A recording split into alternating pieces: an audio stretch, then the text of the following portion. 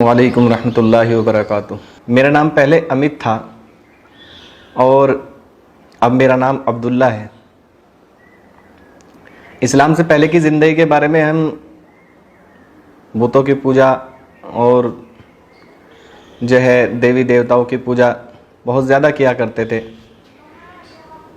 मैं काफ़ी छोटा था, मुझे याद है कि हम जो है शिवलिंग होता है, शिवलिंग, उसकी बहुत ज़्यादा पूजा किया करते थे। इसी बीच में क्या होता है कि हमारी एक बड़ी बहन थी, उसकी शादी हो चुकी थी और उसको एक बच्चा भी था, तो वो ससुरालियों ने उसको मार दिया। अब जब उसको मार दिया तो कोई केस वेस नहीं किया हमने, बस गरीब लोग थे तो जो है हम आ गए। तो वहाँ से आने के बाद अगले दिन उस देवी को बुला लिया। हमारे पापा ने, हमारे फूफा जी सब आए हुए थे घर में, मौत हो चुकी थी तो उस रोज़ जो है सभी थे घर में। अब जब उस देवी को बुला लिया तो उस देवी ने सारी बात बताई कि उसके साथ ये क्या करते थे, ये क्या करते थे। तो मैं पीछे बैठा था, मैं सोचने लगा कि जब उसके साथ इतना सब कुछ हुआ करता था तो इस देवी ने पहले आकर क्यों नहीं बताया, ताकि पहले से कुछ जो है तैयारी करते, पहले से चौकस हो जाते। खैर, जब उसकी तहरी होती है मरने के बाद जो है हमारे बिरादरान वतन भाइयों में, तो अब जब तहरी में गए अपनी बहन की, तो वहाँ से हमें सामान लाना था। उसका जो सामान था जो दहेज में दिया था, तो वो सामान वापस लाना था। तो जब सामान वापस लाए, वापस लाने के बाद जो है फिर अगले दिन उस देवी को बुलाया और जो है बुलाने के बाद उससे पूछा कि अब क्या किया जाए। तो उसने बतलाया कि वहाँ उनके घर यानी हमारी बहन के ससुराल, वहाँ एक तस्वीर थी, तो उसके पीछे उसने अपने सारे राज छुपाकर रख रखे थे। तो हमारे पापा ने उनसे पूछा कि ये बात तुमने पहले क्यों नहीं बताई। अब चुप हो गए। तो ऐसा कुछ हुआ करता था हमारे साथ। मैं अक्सर ये सोचता था कि नहीं ये सब झूठ है, लेकिन मम्मी पापा के कहने पर मैं ये सब कर लिया करता था। बाज़ मरतबा शौक़ भी बहुत ज़्यादा लगा करता था कि मैं इस चीज़ को पूजूँ, उस चीज़ को करूँ, यहाँ से मेरी जो है हर चीज़ पूरी हो जाएगी, वहाँ से हर चीज़ पूरी हो जाएगी। लेकिन ऐसा कुछ कभी नहीं हुआ मेरे साथ। मैं अक्सर जो है देखा करता। तो जो हमारा घर था वो मुसलमानों के मोहल्ले में घर था। हमारा मुसलमानों के बीच में हमारा घर था। पूरा परिवार, पूरा कुनबा हमारा मुसलमानों के महल्ले में था। तो हम अक्सर देखा करते थे कि मुसलमान अपने एक अल्लाह को मानते हैं। तो हम मुसलमानों को देख करके सोचा करते थे कि इनकी ज़िंदगी में कितनी खुशहाली है, अपने एक अल्लाह से मांगते हैं।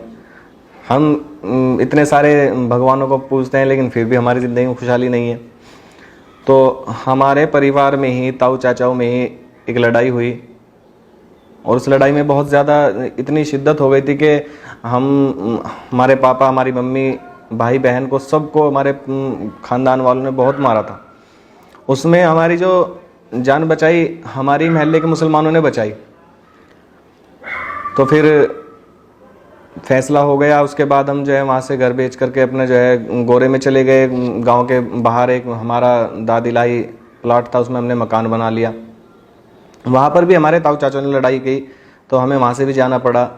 फिर हमारे जो गांव है वो थोड़ा हिंदुओं की तरफ जो है, हमने वहाँ पर एक घर किराए पर ले लिया। अब हम ये चाहते थे कि हमारे जो दादिलाई गांव के करीब प्लाट था उसमें जो मकान बनाया था वो बिक जाए। तो अक्सर हम उस जो देवी थी हमारे घर में, जो हमारी बहन के सिर आया करती थी, तो उसे हम कहा करते थे। हमारे पापा और खूब मिन्नत किया करते थे, खूब खुशामद किया करते थे कि उसको वो बिकवा दे, उसको वो बिक जाए, कुछ ऐसा कर दीजिए। तो उसने एक मरतबा, मुझे याद है कि वादा किया कि जुलाई तक तुम्हारा प्लॉट बिक जाएगा, और नहीं बिका तो उसमें देना जिसमें कुत्ता खाता है। हमने एक कुत्ता भी पाल रखा था। तो मैं पापा के साथ काम पर जाया करता था जो है वहाँ पर। तो वो जुलाई की जो तारीख उसने बताई थी वो पूरी हो गई। तो उस रोज़ हमारे पापा को बहुत गुस्सा आ रहा था, बहुत ज़्यादा गुस्सा आ रहा था कि प्लॉट नहीं बिका, ये रो। तो पापा ने मेरी भी पिटाई कर दी खामा खाई उस रोज़। तो मैं आ गया, मुझे भी इतना गुस्सा आया कि जो उस देवी की जो तस्वीर हमारे यहाँ थी, तो मैंने उस कुत्ते के बर्तन में, जो हमारे यहाँ कुत्ता था वो पाल रखा था, उसमें उसका जो प्रसाद बोलते हैं उसको, गुड़ और चून, आटा, गुड़ और आटा उसको लेकर के मैंने बना करके उसके तस्वीर पर खिलाया उसको, ये लो तुमने ही कहा था।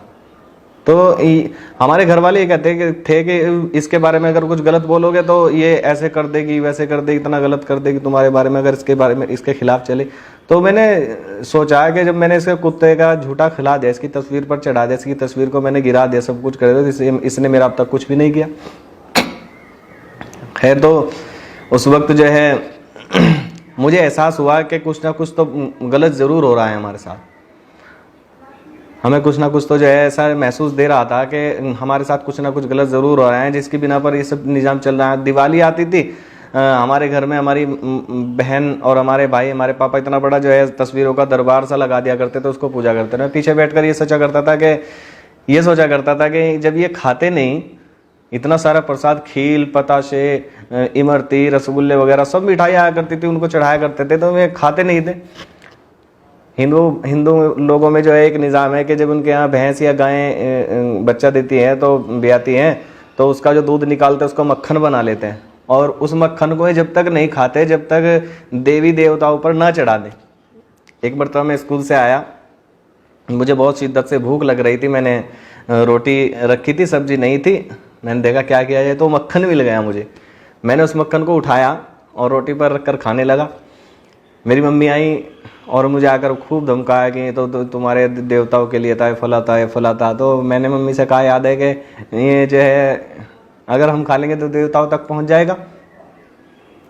असल तो हमारे जब ये नहीं खाते तो फिर फ़ायदा क्या।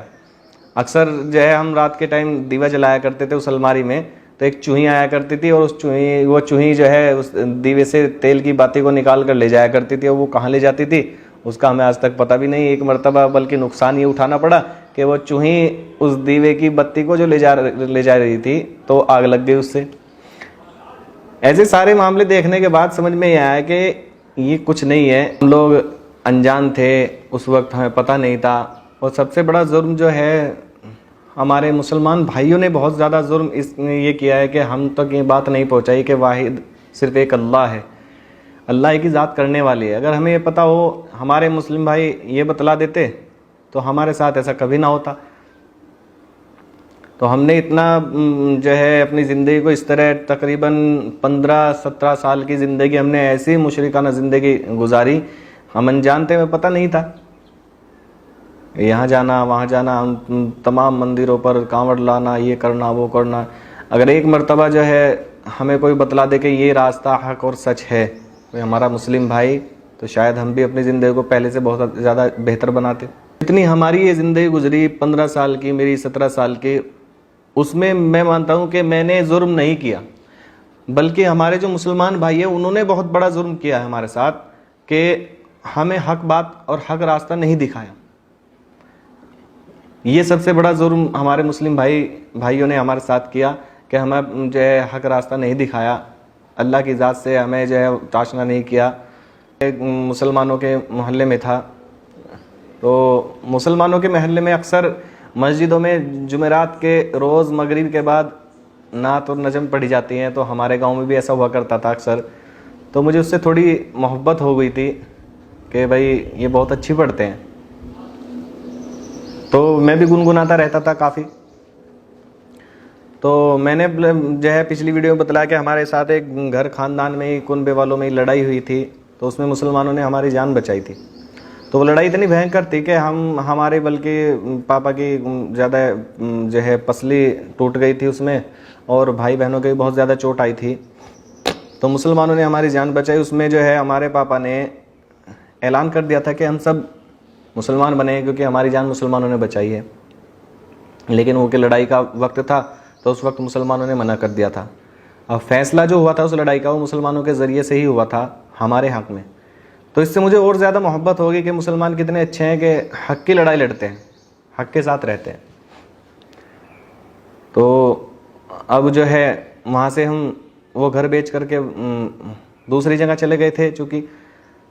तो उस वक्त जब दूसरी जगह चले गए तो हम स्टूडेंट थे चूँकि, तो पढ़ाई कर रहे थे। तो RSS वालों की हमसे मुलाकात हो गई, उन्होंने हमारी तश्कील कर ली अपने प्रोग्राम में जाने के लिए, जो कि हमारे प्रोग्राम में चलो एक बहुत अच्छा प्रोग्राम है, हमारे साथी थे, हम चले गए अपने कॉलेज में ही, हमारा वो प्रोग्राम था, 3 दिन का प्रोग्राम था उनका, आरएसएस वालों का।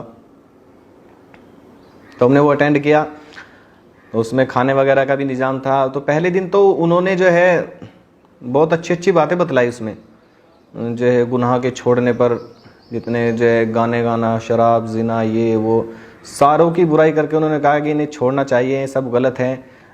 वेदों का पाठ पढ़ाया, वेदों के मंत्र जो थे उनको बतलाए कि इसमें सब जो है गलत कहा गया है, इन सब गुनाहों को।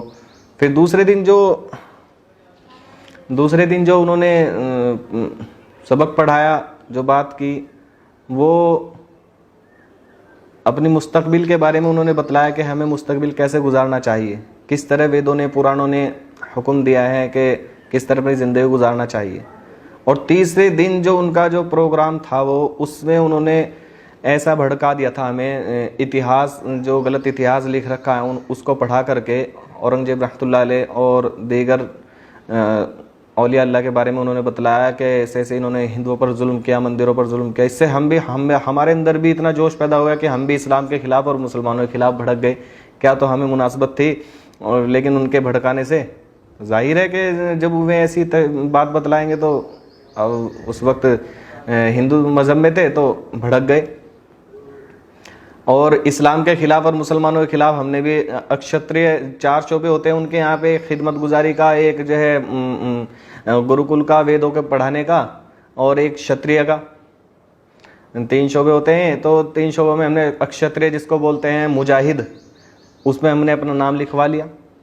तो हमें वहाँ पर जब चलने लगे तो हमें एक किताब दी गई, सत्यार्थ प्रकाश, कि इसको पढ़ना, ये तुम्हारे लिए गाइडलाइन है, एक गाइड करेगी तुम्हें। हम उस किताब को लेकर आ गए और हमने उसे पढ़ना शुरू किया। तो उस किताब में कुरान करीम की आयतों के जो है बरखिलाफ बहुत सी बातें लिखी हुई, और उन्होंने जितनी बातें इस्लाम के बारे में बतलाई, और कुरान शरीफ की वहाँ आयत पढ़ कर बताई गई थी, हदीस पाक भी बतलाई गई थी वहाँ पर कि इस तरह भड़काते हैं, इनके मज़हब में, इस्लाम मज़हब में इस तरह काटते हैं, इस तरह करते हैं। तो अल्लाह ही की तरफ से, पता नहीं उस ईश्वर की तरफ से मेरे दिल में ख्याल पैदा हुआ कि जिसने, वैसे तो हम कहते हैं कि सबका मालिक एक है और ऐसे कहते फिरते हैं, तो फिर वो ईश्वर, वो अल्लाह ऐसा क्यों हुक्म देगा। तो इसके लिए मेरे दिल में जिज्ञासा पैदा हुई, एक लगन सी लगी कि मैं इस्लाम के बारे में थोड़ा पढ़ूं। तो मैंने इसकी कोशिश की और अल्लाह ने मेरा साथ दिया। तो मुझे एक किताब हासिल हुई। उस किताब का नाम था इस्लाम आतंक या आदर्श, पंडित लक्ष्मी शंकराचार्य की। उस किताब को मैंने पढ़ा तो वो जो 26 आयतें जो जिहाद के बारे में, किताल के बारे में जो है आई हैं, और हदीस मुबारक भी, उसके बारे में पंडित लक्ष्मी शंकराचार्य जी ने उसमें वजाहत के साथ सारी बातें बतलाई। जब उस किताब को मैंने पढ़ा तो मेरा दिमाग खुल गया, मेरा दिल खुल गया कि वाकई ये तो एक बहुत बड़े धोखे में जाने वाले थे हम। तो मैंने वहाँ जाना छोड़ दिया, उन आरएसएस वालों के यहाँ, आर्य समाज वालों के यहाँ जाना छोड़ दिया। हालांकि उन्होंने बहुत कोशिश की, मुझे बुलाया करते थे कि भाई आओ चलो ये, लेकिन मैंने छोड़ दिया था। मैं बहाना करता था कि मेरे माँ बाप ने मुझे मना किया इस काम करने से। अब ऐसा हुआ कि हम अपने मुसलमान भाइयों के यहीं काम किया करता था मैं। तो उस वक्त 2014 का दंगा शुरू हुआ, 2013 का दंगा शुरू हुआ नवंबर में, मुजफ्फरनगर दंगा। तो अब चूंकि मैं मुसलमानों के यहाँ काम किया करता था तो हिंदू लोग भी डरे हुए थे कि कहीं मुसलमान कोई नुकसान ना पहुँचा दे, और मुसलमान भी डरे हुए थे। और मैं काम करने जाया करता था मुसलमानों के यहाँ। मेरे मम्मी पापा कहा करते थे भाई चौकस जाना, लेकिन मैं वहाँ जाकर देखा करता था कि वे मुसलमान भाई हमारे मुझे खुद ये कहा करते थे कि भाई हम तुझे तुम्हारे घर तक महफूज छोड़ कर आएंगे, हिफाजत करेंगे तुम्हारी, तुम घबराना मत, हमारा इस्लाम इस चीज़ की इजाज़त नहीं देता। तो उससे बहुत ज़्यादा इबरत मुझे हासिल हुई। और ये हुआ कि मुझे चूँकि नाते पाक का और नजम का शौक़, जो मैंने पिछली वीडियो में बतलाया, उसका बहुत शौक़ था। हमारे मोहल्ले में पढ़ी जाया करती थी मस्जिदों में, तो मैं उन्हें मल्टीमीडिया जो मोबाइल शुरू हुए थे तो मैंने उनमें डलवानी शुरू कर दी, और उन्हें बहुत सुनता था। मैं काम क्या करता था उन्हें सुनता रहता था। एक मरतबा क्या हुआ मेरे साथ कि मैं नाते पाक जब डलवाने गया, वो चिप आया करती थी मेमोरी कार्ड, उसमें जब डलवाने गया मैं कंप्यूटर से दुकान पर, तो उसमें एक मौलाना कारी हनीफ रहमतुल्लाह अलैह पाकिस्तान के, उनकी एक तकरीर आ गई हज़रत अय्यूब अलैहिस्सलाम की। उसको मैंने सुना। पहले तो मुझे जो है समझ में नहीं आई, लेकिन जब मैंने उसको पूरा सुना तो चूंकि समझ में आती चली गई, अल्लाह की तरफ से हिदायत का फैसला हो चुका था, तो मैंने उसको सुना। और सुनने के बाद मेरे दिल में ये ख्याल हुआ कि इसका दूसरा पार्ट है, शायद ये कहीं और से शुरू हुई है। तो मैं उसका पहला पार्ट लेने के लिए गया, तो अल्लाह की तरफ से कुछ ऐसा हुक्म हुआ कि उसे लेने गया तो 5-10 तकरीरें और आ गई। मैंने उनको भी सुना, और आ गई तो उनको भी सुना। इससे दिल की कैफियत ऐसी बदल गई मेरी कि मैं ये सोचा करता था कि अब तक की ज़िंदगी जो मैंने गुजारी है, हकीकत में ये ज़िंदगी बहुत ही बेकारी ज़िंदगी थी मेरी। तो दोस्तों, ये अभी वीडियो जो आपने देखी, ये इनकी जिंदगी का आधा भाग था। अगर आपको वीडियो पसंद आई हो तो कमेंट में बताएं इसके जो आगे का इनकी जो प्रक्रिया है, कब इन्होंने इस्लाम कबूल कर लिया था, कहाँ पे जाके किया था, जिन्होंने इनको इस्लाम कबूल कराया उन्होंने इनसे क्या शर्तें बोली थी, क्या ये सारी चीजें, उस पार्ट में मैं इसमें डालने वाला हूँ। वीडियो ज्यादा लंबी हो जाती है इसलिए शॉर्ट डाल दी 15 मिनट की। तो अगर आप चाहते हैं इस वीडियो का दूसरा भाग देखना तो कमेंट कर दीजिए, मैं दूसरा भाग भी अपलोड कर दूंगा। और अगर आप चैनल पर पहली बार आए तो चैनल को सब्सक्राइब करके बेल आइकन पर ऑल का बटन सेलेक्ट कर लेना। इससे ये होगा कि मैं जब दूसरी वीडियो डालूंगा तो उसका नोटिफिकेशन आपके मोबाइल पे पहुंच जाएगा और आपको पता लग जाएगा कि दूसरी वीडियो आ चुकी है। तो फिर मिलेंगे इंशाल्लाह, फिर से मुलाकात होगी। कमेंट में अपनी राय जरूर बताएं, वीडियो को लाइक करें। खुदा